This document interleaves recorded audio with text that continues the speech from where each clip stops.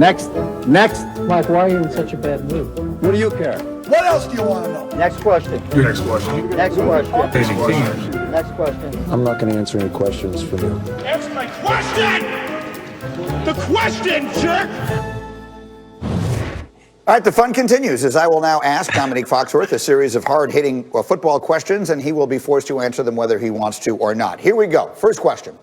Dominique, on a scale of 1 to 10, how concerned should the Dolphins be that Tua has already gotten hurt?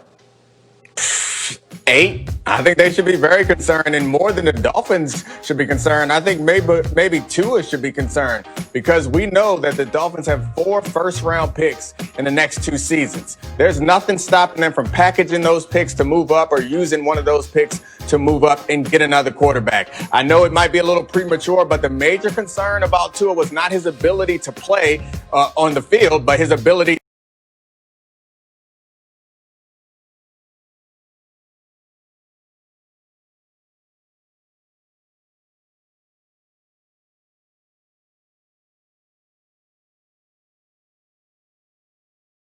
to stay on the field. And already early in his career, he's already had an injury that sidelined him for at least 1 game. I think that concern should be real down in Miami.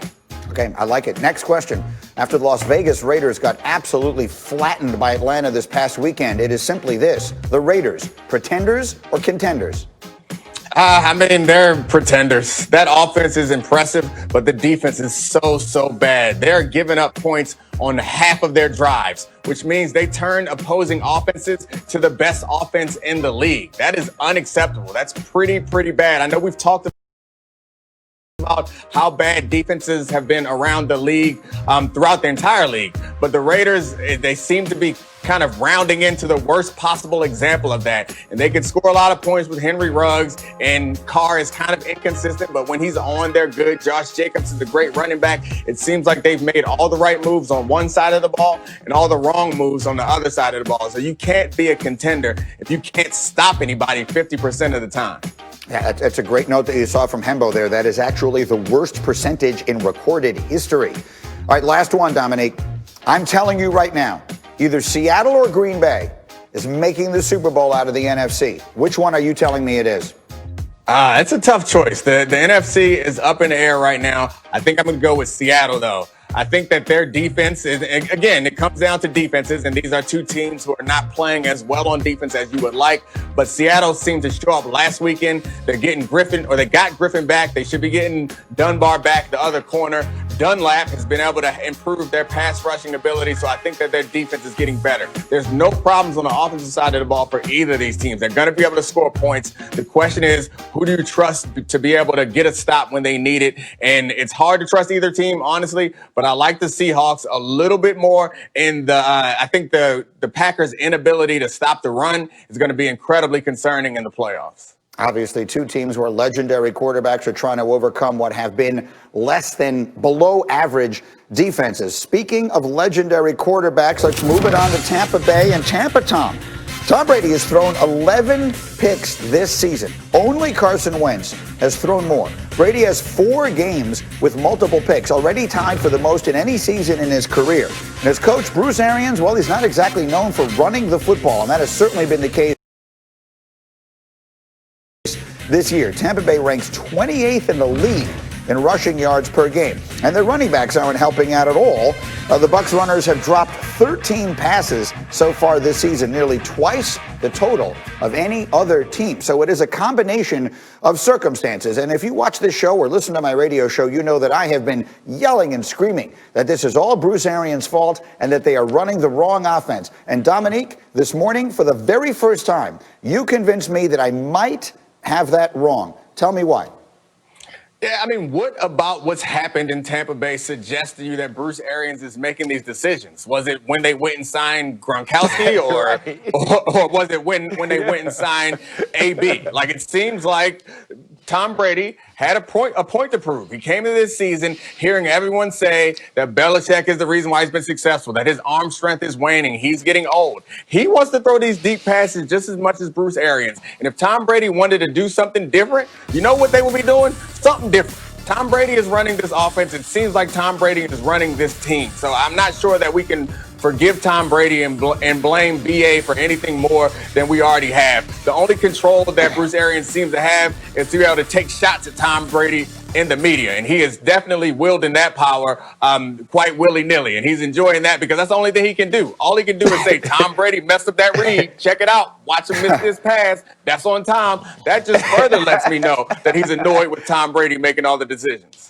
It's actually a very good point, RC. It is the first thing that has really given me pause. Everything else suggests Tom Brady is making a lot of decisions in Tampa. So why wouldn't he be involved in these decisions? What do you think, Ryan Clark?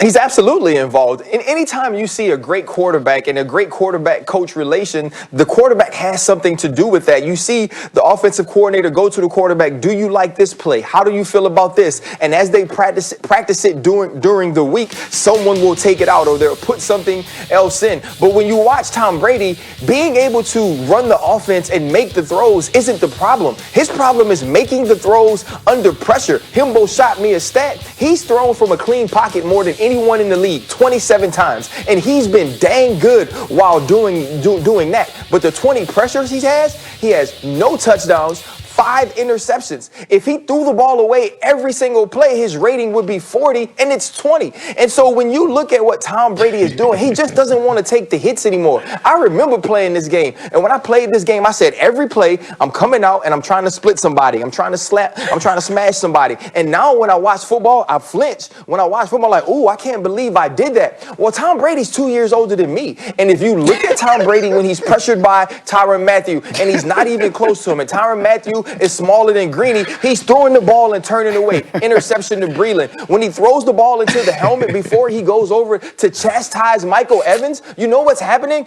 Nothing. Nobody's around Tom Brady. They just whisper, say, bruh, we gonna pressure. And you know who he turned into? Sam Darnold's uncle. He saw ghosts too, but they're older ghosts. And you know that older ghosts are even meaner because they're mad that they're still in the spirit realm and they haven't ascended. And so they make you turn away and throw the ball in the people's helmet. And then you have people who decide they're going to defend you when you do that. No, when dude is getting pressured, he don't want that smoke. And that's okay. We all get old. We all get tired of getting hit. He feels like Mike Tyson. He's like, you're talking about Bruce Arians. You're talking about the interceptions. But what about my tail? Why is nobody worried about me? And Tom Brady's trying to save himself. That's fair. Again, he's 43 years old, but he is so much in control of the fact that he's still out there playing. He obviously wants to play for a reason. Desmond, you watch this. What do you see in that Tampa offense, and can they get it fixed? Well, I'm glad you asked the question, Greeny, because, RC was going so long. I thought he was going to try to take us into the break. I was like, am I going to get a chance? Man. My bad, Dad. Wow. Okay, so listen. I see. He did get 4 analogies. I don't know if there's any more meat on the bone after that. You know what I mean, Greeny? I tell you what, RC hit on a very interesting stat. Talking about when he's pressured, when Tom Brady's pressured, and how he's throwing the interceptions, and that's what I see. Like when he's pressured, he's now on the same page as his outlet valves. This guy's his safety nets. These guys like Mike Evans. We saw when he played Sunday night against Kansas City, when he pressured, looked for Mike Evans. Mike wasn't ready. When Tom was ready, Tom threw the ball, hit off somebody's helmet. Deflection, interception. We've seen that consistently throughout the season. When he was in New England, everyone was on the same page when he got pressured, when he got blitzed. You have one of those little crafty receivers in the slot. They'll turn around immediately, get the ball, and keep the chains moving. He doesn't have that he doesn't have that right now, and that's what's really hurting Tom Brady. So until he can get on the same page with receivers down in Tampa, especially when he's pressured, especially when he's blitzed, they're going to have big problems. There's no doubt in my mind that he's a part of the game plan. But that's all out the window when you have to go out there and the bullets are live, when they're coming from left and right, and your receiver has to see it, and he has to turn around immediately. He's part of the game plan, but the blitzing, they got to get that down, and he has to get on the same page with his receivers. his hot receivers. All right, everybody on the clock. At the end of the day, maybe what we figured out here is they need this bye week, which they have right now, and maybe they figure a few things out. Meanwhile, speaking of troubles at quarterback, this was an entirely different level, obviously, in Denver, where the Broncos played with Kendall Hinton, a wide receiver from the practice squad, at quarterback this past week in a 31-3 loss to the Saints. He finished 1 of 9, throwing for 13 yards and 2 picks. The Broncos had no offense. They had no chance. You know what happened. All their quarterbacks couldn't play because of COVID protocols. So when we take a look at the numbers they put up there, it was historically bad, basically as bad as any team in history. But listen to how Jerry Jones, in his regular weekly radio interview, viewed that relative to his team's quarterback struggles. Listen. You take risks when you put all the quarterbacks in the same room. If you're worried about those things, you can spread them out a little bit. You can save one. I don't know that that Denver had any more of a challenge than we've had with DiNucci. I'm going to have to say, I'm sorry, what?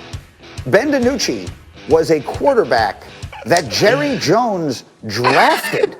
So what he's saying, Ryan Clark, is we were in as bad a shape as this team that found out the day before their game that they had to play a practice squad wide receiver at quarterback when we had a week to get ready with a quarterback that I drafted in the 7th round. Ryan Clark, what?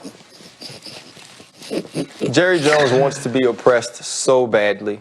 And you're not, Jerry. Jerry, you're just making bad decisions. You made bad decisions on people you drafted. You made bad decisions on people that you brought over as free agents. You put together a roster that just doesn't work. And for him to compare himself or their team to the Denver Broncos is absolutely delusional. If there ever was a time where they wanted to say, you know what, he may not have the capacity to run this team, this is your chance, Stephen Jones. Take it to the court.